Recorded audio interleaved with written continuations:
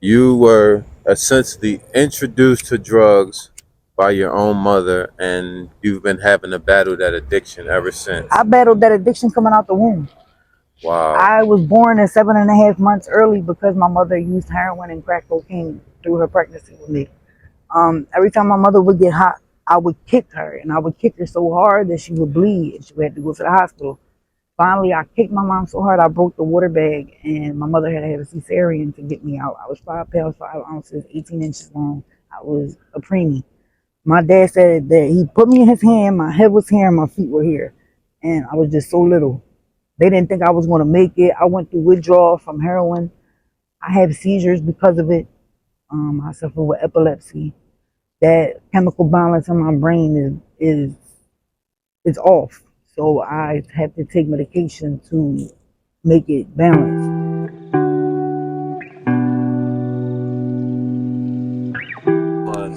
What's up, guys? It's your boy Rico the Trainer, and today I'm with Emmy, Emmy. What's up, Emmy? How you feeling today? I'm okay. I'm just you know, it's a good day. I'm in a good mood, very happy.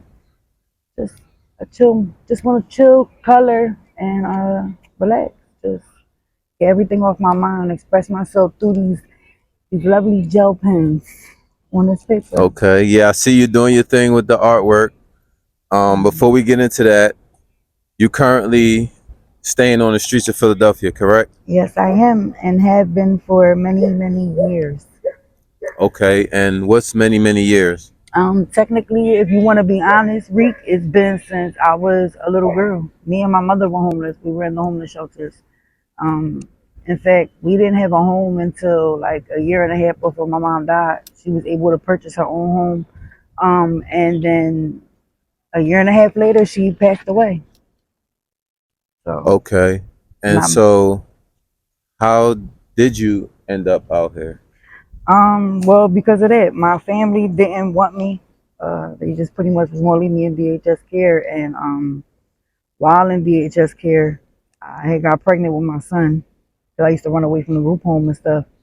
And when I got pregnant for my son, I left Philadelphia altogether and went to Florida when I was like 6 months. When I came back to Philly, my son was a month and a half old. I didn't have nowhere to go, no family. We were on the street, so I've been on the street since I could say I was 16. I'm 30. I've had a couple of times where I was about to receive my housing, and either I fucked it up or the caseworker, the recent was the caseworker, she didn't send the paperwork back in time. So they took the voucher back. I'm assuming that you have used the resources that they have to offer here because you said you had a caseworker and things like that. So, what's been your experiences altogether with the resources that Philadelphia has to offer? There is a lot of great programs out here for homeless people, homeless women in general, who also suffer with addiction or have mental health issues. It's just a lot of people don't utilize them or don't know about them. A lot of the programs too keep us stagnant because of our addiction and because we're homeless. They feel like, one wrong move, and if you in one of these recovery houses that the state's paying for, or if you're in one of these homeless shelters that they're paying for, one wrong move or one wrong conduct, and you're kicked out back on the streets with nowhere to go, and you lose your voucher, you lose your way of housing, and then they say that it's your fault that you're back out there, when really they make it so hard for a person to stay in one of those programs with all the rules and stipulations that uh, you're doomed to fail somehow. It could be the smallest thing, like you didn't make your bed in a week straight, so we're gonna have to put you out. We're gonna have to let you go, or you haven't done your chore, or you haven't done this, or you've been missing a meeting, and they'll put you out. And I feel like that's a lot of reasons why people don't want to go get help, and a lot of people don't want to stay in them programs, because a lot of times they make a person like me feel very uncomfortable being in those programs. Like, really, I didn't stand a chance coming up because my mother was addiction, and we were homeless when I was a kid. DHS had to put us in a homeless shelter, and I know addiction all too well. I watched damn near every person in my family suffer with addiction in one way, one shape, or form, or the other, to Mm. where it was prescription medication, alcohol, street drug, gambling, clothes shopping. My grandmother a hoarder on top of a prescription drug addict. She used to like to take her Vicodin and her Percocet and her Xanax. You know what I'm saying? My mom gave me my first Xanax when I was 11 years old because I was going through losing my mom twin brother and my dad all around the same, and they were two people that I was very, very close with. So instead of my mother being a mother and putting me in therapy and getting me the help that I needed, she sought to self-medicate me and gave me a Xanax and told me to go to sleep. So Wow, that's crazy. So yeah, you were essentially introduced to drugs by your own mother, and you've been having to battle that addiction ever I since. battled that addiction coming out the womb. Wow. I was born at 7.5 months early because my mother used heroin and crack cocaine through her pregnancy with me. Every time my mother would get hot, I would kick her, and I would kick her so hard that she would bleed, and she had to go to the hospital. Finally, I kicked my mom so hard I broke the water bag, and my mother had to have a cesarean to get me out. I was 5 pounds 5 ounces, 18 inches long. I was a preemie. My dad said that he put me in his hand. My head was here, and my feet were here, and I was just so little. They didn't think I was going to make it. I went through withdrawal from heroin. I had seizures because of it. I suffer with epilepsy. That chemical balance in my brain is off. So I have to take medication to make it balance. And a lot of the medication will cause me to have a lot more seizures than I would have when I if I wasn't taking the medication. So that's another thing. Like these meds that they say are supposed to help us and keep us better, a lot of it is harming us and causing problems like methadone. Methadone gives you neuropathy. Neuropathy is a nerve damage and it's also in your bones. But you want us to take the methadone to come off of the opioids so we're not using heroin because it's an illegal street drug. Mm. And some people know how to abuse it to the point where right now you fucked up in the game like myself. And I feel like there's no other route. Now they're coming out with all these different ones like Sublocade is a shot. Every day it releases a little more of the Suboxone into the person's system through a ball that they inject into your stomach. Wow. That don't sound right to me. That don't sound right to me. I don't want it. And then Vivitrol, if you use or drink, so you telling me this is a shot that's supposed to be given to me for opioid, but if I drink alcohol on it, I'll OD. Huh? Mm. So is it for alcohol treatment or is it for opioid? My best friend, she took the voucher, she took the voucher shot, whatever that shit called, and she drank at her birthday. Didn't even know that you wasn't allowed to drink, and she OD'd. She OD'd off of 2 cups of alcohol. That shit blew my mind. Like a lot of these things that they want us to do, or that like say you on probation or the judge, they order us to do them. You got to go to the methadone program every day. You got to go get dosed. Well, damn, that reminds me of every day I had to get up and go get that bag. If I'm trying to get off the drug and change my life, how is that helping me? That's keeping me stagnant. That's keeping me under your leash. So me going to this program over and over again. Eventually, I'm gonna start deviating. I'm gonna go and get high, or I'm gonna go and do something that's gonna lead me to go get high. And now I got the PO watching me. I got the counselor talking to the PO, and that's I'm back in jail or I'm back in a rehab because they ordering me to go back. And then you come back and you right back homeless on the run, can't get a job. Ain't really no jobs out here to get. And it's just like my life is crazy. People ask me why am I still homeless and I've been out here all this time. A lot of it is by choice because I knew then like I know now. I wasn't ready. So if I would have got it, I would have fucked it up. I probably would have sold it for some crack or for some dope. And I'm keeping it a bean. I would have let the drug boy stay out my house and he had to give me a bundle or something every whatever. Like, and that's just me being honest. That's just my addiction thinking. That's me, the addict, and me who I know deep down inside I am, but I'm not. I'm a mother. I'm a daughter. I'm a sister. I'm a cousin.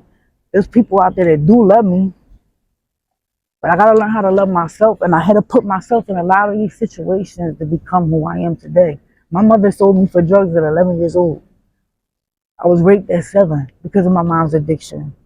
Like I started prostituting at 16 on Kensington Ave. I ain't give a fuck. I put myself through school. I took care of my kid. My son had everything he wanted. Nike, Polo, everything. Why? Because of Jose, my sugar daddy. Boxes of diapers, boxes of wires used to get dropped off at the house every day. Money, anything I wanted, I got. My grandma used to spoil me when I was little, so all I knew was how to spoil myself. I started selling drugs when I was 8 years old because my mom was an addict. My mom used to go on my drunk, take my drugs and my money. She didn't give a fuck. Bitch used to rob me, and I Okay. ain't care. Okay. So what